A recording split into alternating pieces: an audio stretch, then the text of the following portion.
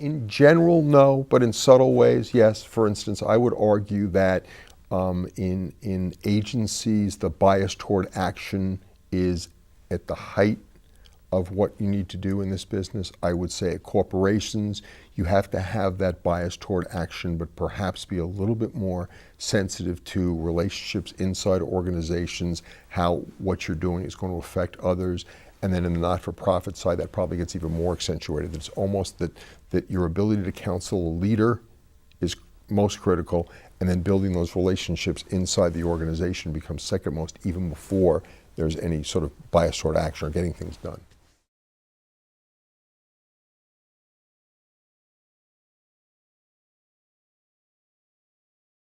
I think the best thing that young leaders can do is work in challenging environments that are going to push them to, first and foremost, I think the one thing they need to do is go and really stretch themselves in their work. And in doing that, recognize that they don't know all there is to know, and not develop any sense of arrogance, because that's really one of the greatest problems in this business. Is that we'll interview people. I don't get as involved in this as much myself anymore. My colleagues will interview people, Carl, they've been out of work maybe 2 or 3 years, that will say, I don't want to get involved in compiling media lists anymore or writing press releases. I'm a strategist.